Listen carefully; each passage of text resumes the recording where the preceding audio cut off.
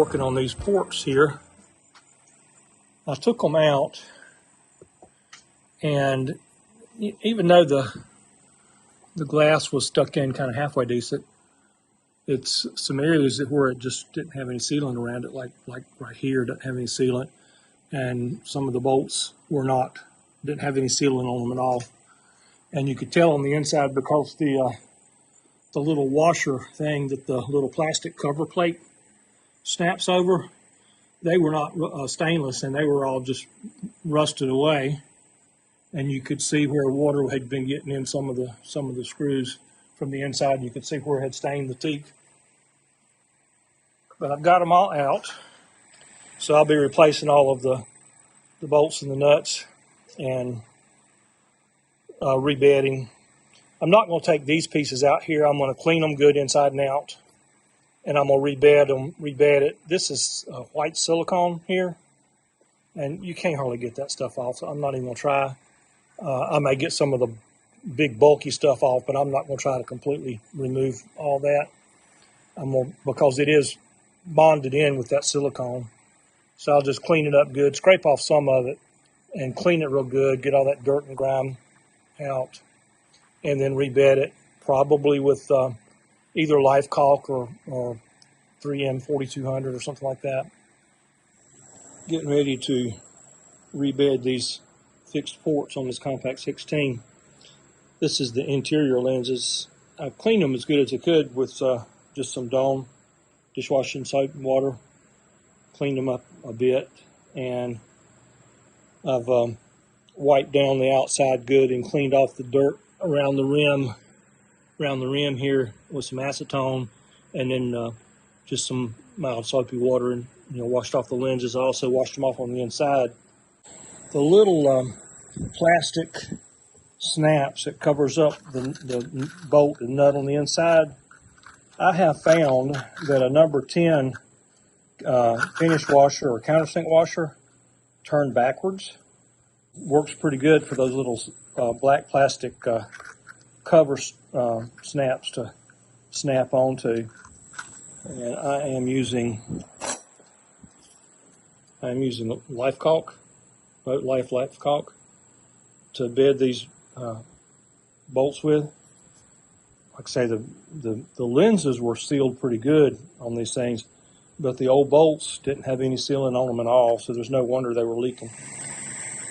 Ports back in, and back in on the inside. I think I'm going to take my little cut-off wheel and cut these bolts off instead of breaking them, so that I don't disturb my adhesive caulking that I bedded those bolts with.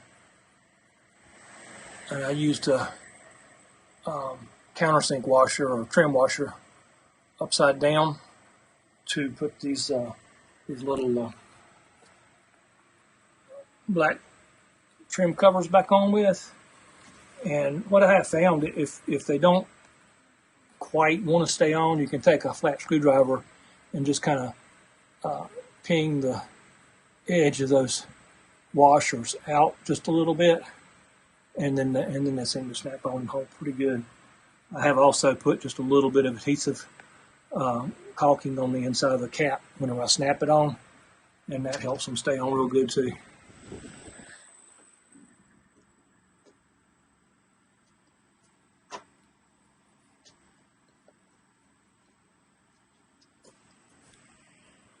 I'm missing one, but I think I've got a few of them somewhere if I can remember where they're at.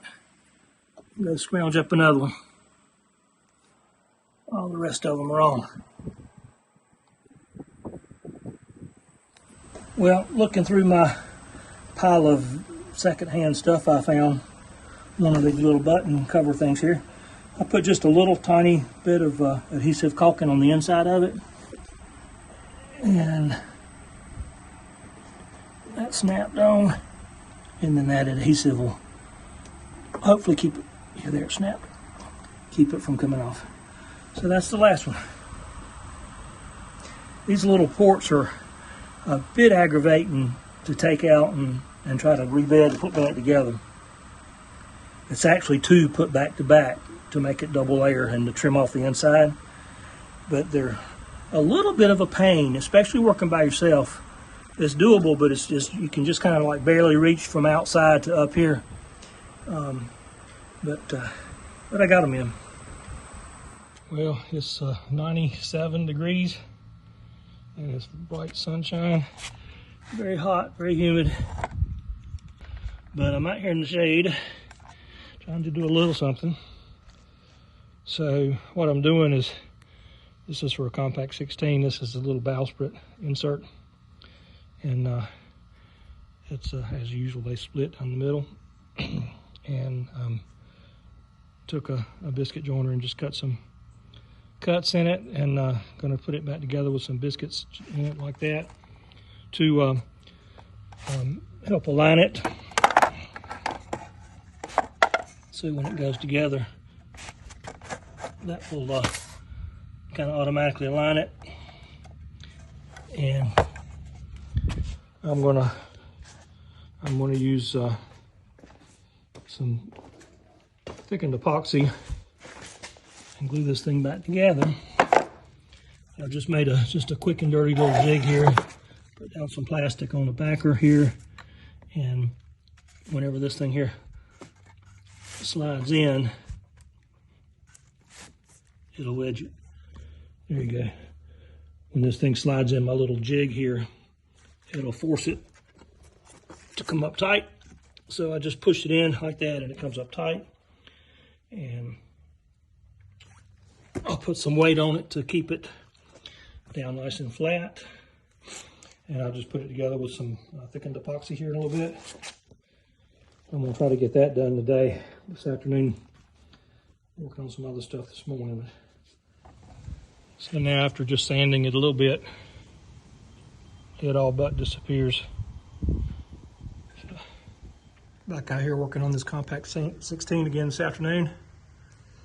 95 degrees, not a hot day, but I just finished up on the underside of that bowsprit insert there. I put a couple of teak cleats across it, a force ship, so to speak, to kind of reinforce that grain where I glued it back together. Doesn't really show unless you get down underneath the boat, but it does a whole lot to keep those things from cracking again. So that's put back in. So the next thing I'm going to do, I think, well, I did epoxy those little strips in as well as put them in with the stainless screws on that bow insert. But I'm going to go ahead and repair this hole where I drilled in the keel back when I first got the boat to drain water out of it. So this is the bottom of the keel. That kind of grayish looking color there, that's the old white bottom paint that's on the boat. Most of it's worn away, but there's still some on it. Looks like it was painted with a brush. So I had plugged it yesterday with a little bit of thickened epoxy. I had some mixed up that was left over, so I just went ahead and plugged a hole just to kind of give me a backer.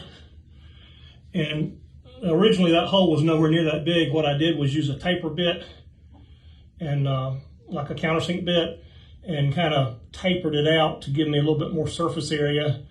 And then I plugged it.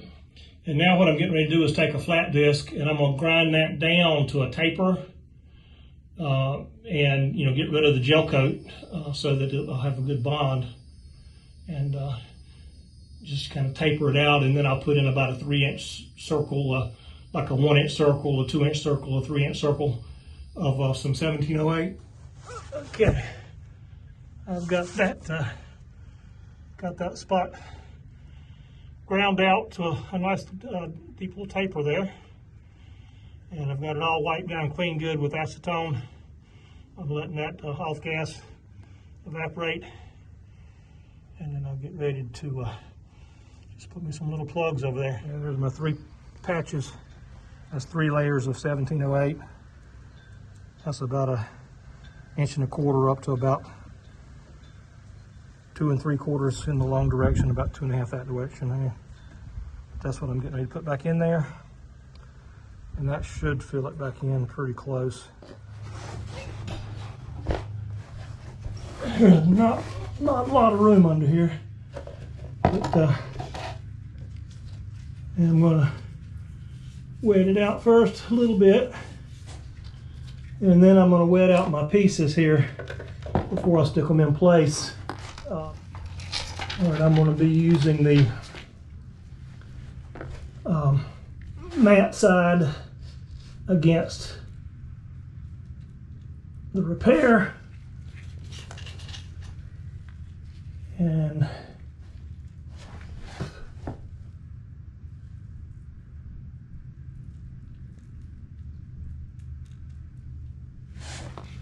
that's 3 layers. After I get through with it and it cures and I start sanding it out, I may decide that I need to put another layer, but I think 3 layers is going to be enough. Now I'm going to take this circle of Mylar here and just kind of center it up on that and tape it. Now I got to take my gloves off and wind it up here.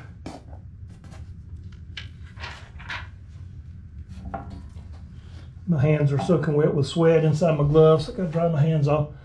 But the Mylar is mainly just to kind of make sure it stays up there in place as much as anything, so it doesn't fall on me. But it will also give me a smoother finish, but does not remove the blush, the amine blush. That's, Peel Ply will remove the majority of the amine blush in addition to doing what I'm doing here. But the Mylar, I said, mainly just to hold it in place, but it also will give it a smooth finish, so there's less sanding. Okay, so there it is. That's 3 layers of 1708 after grinding it out and all, and cleaning it really good with acetone. I saturated the pieces before I put them up, and I also wetted out the repair area prior to putting anything on, so it would have plenty of resin in it. And then I took some Mylar and just cut a circle of Mylar and put over the whole thing and taped that up just to kind of hold it in place and to try to hold it smooth so it doesn't sag. And that'll hopefully make my sanding a bit easier later whenever I come back to sand it out. Okay, so I washed it down with some warm soapy water to get some of that amine blush off of it, that waxy film off of it, and rinsed it off with fresh water. And then I sanded it out a bit, and it's actually extremely, almost perfect as far as the thickness was concerned. I had a little bit of fairing to do around the edges primarily, but I went ahead and skimmed it over all the way across because I heavily sanded it. So I replaced the motor mount board with a synthetic one here on the back of that, and I replaced that red painted blade with a mill finish anodized aluminum like from the factory here, and I put this on here instead of that red one. Rather than stripping the paint off of it, I just changed it out with another one that I had. It was quicker. I will be putting a fresh coat of paint on this black, but I just wanted to get rid of that red. The red paint was not a very hard paint, and it was, every time anything hit it, it was coming off on everything. I did put a paint stripper on this and clean this in preparation for repainting that. That's too much trouble to unbolt that unless you absolutely have to. So it was just a lot easier to clean that one, just strip it with paint. So just some of the things I'm working on. Replace the bolt here, clean the red paint off of the little locking handle here, little bronze handle. I do use lanolin in between all these stainless parts and the aluminum parts to keep down on the corrosion there. All this was rubbed down with lanolin before I put all that back together.